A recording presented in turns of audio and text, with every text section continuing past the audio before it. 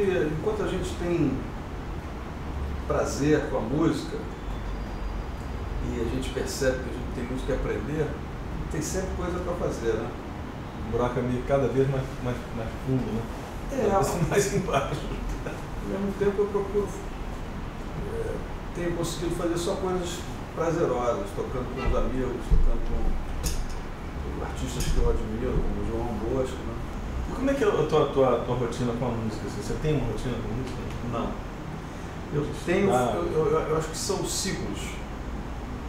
Ciclos de praticar mais e de praticar menos, de estar tocando mais, de tocando menos. Na época que você tem mais música nova, ou que tem alguma coisa para aprender para algum trabalho. Mas eu sempre procuro tocar.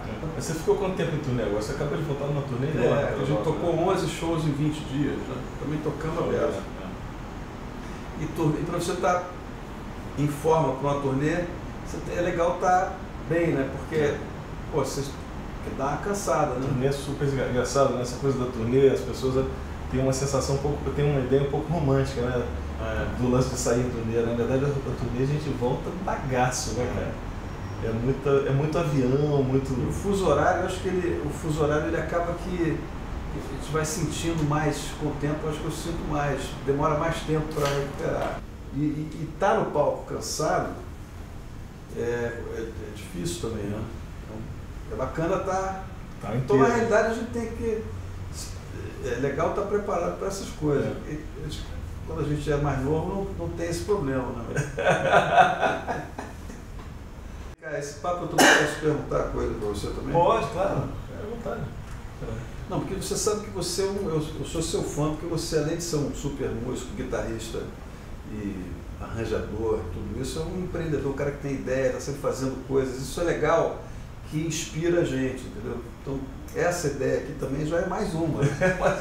Porque sempre tem uma, né? Sempre tem uma. Isso é muito legal. Está sempre caçando alguma coisa, né? Eu sempre pensei nisso, assim... com a música, de que seria importante sempre abrir um leque, sabe? Tá fazendo várias coisas ao mesmo tempo. Não necessariamente ao mesmo tempo, mas ter um leque aberto para fazer várias coisas. Né? E você, se você pensar também na tua história, você também é um cara que já fez muita coisa, né? Em várias frentes diferentes, né?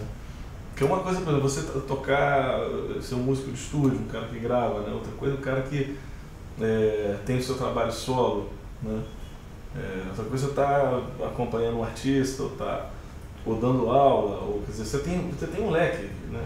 Eu abri para essa parte didática, de escrever livro também, mas você gravou seus próprios discos, né? Eu acho que a primeira coisa, muitas pessoas chegam para você e perguntam: pô, o que você acha da dificuldade de ser músico? Ou da dificuldade de fazer música? Porque que existe, né? Tem esse lado também. Mas eu acho que se você consegue, apesar da dificuldade, ter ideia e continuar apaixonado por música e continuar com a energia nisso, eu acho que a coisa anda para frente. Eu acho que quando o perigo é cair naquele negócio, pô, mas aqui é tão difícil, não tem onde tocar, aí você ficar nessa não vai acontecer nada. Não vai acontecer nada. Mesmo que isso, de uma certa forma, possa ter um pingo de verdade, o mais que o pingo. Mais que o pingo. Mas eu acho que isso é a atitude do cara diante da coisa, né? Você pode ter uma atitude proativa, de você dar a direção, ou então você meio que se deixar bater, ou estar passivo diante das coisas que acontecem. Você resolveu ser músico e foi de cara a tua primeira opção? Eu acho que eu achava que era a minha única opção. Como se, a música já tinha te pego. E também aquela coisa da adolescência, da vida, da história que todo adolescente tem, o que eu vou ser quando crescer, o que eu vou fazer da vida, não sei o quê.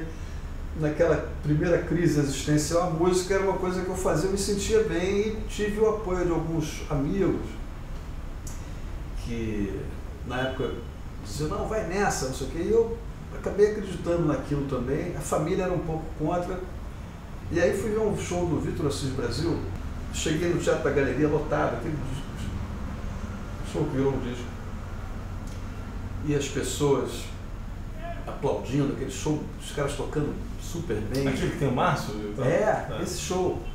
Aí eu soube que esses caras tinham estudado na Berklee. Aí conheci o Marcos Lerena, super violonista, que tinha estudado na Berklee, que depois se dedicou só ao erudito. Mas o Marcos Lerena me deu os panfletos, eu escrevi, fiquei sabendo no curso de verão, e aí coincidiu com meu pai tinha morrido, eu tinha 18 anos. Aí a minha mãe falou, pô, você está enchendo o saco com esse negócio de música? Eu não falou assim, porque a minha mãe não falava assim. Basicamente era, pô, você está enchendo o saco com esse negócio de música, então vai fazer esse curso para ver se é isso mesmo.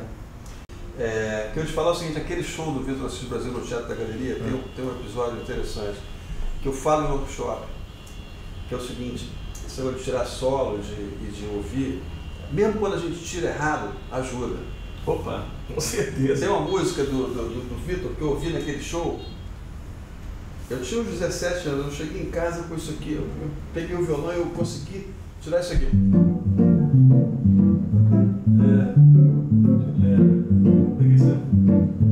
Aí eu achei que a melodia era isso aqui, era algo assim.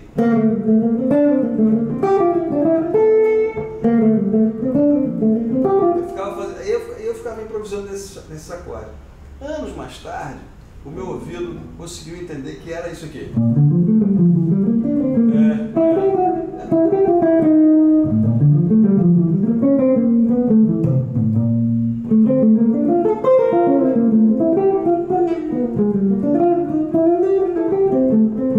E com a ajuda do Márcio, né? Montarroz também. Mas eu digo que o Vitor pegou e... O negócio de desenvolver o ouvido tocando, né?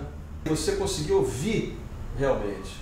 Porque às vezes a gente na guitarra a gente pode cair na forma, né, de tocar e você realmente conseguir ouvir as notas. Agora, aquilo que eu fiz, que eu voltei para casa tocando aqueles acordes e eu ficar improvisando do jeito que eu conseguia, abriu várias portas também, né?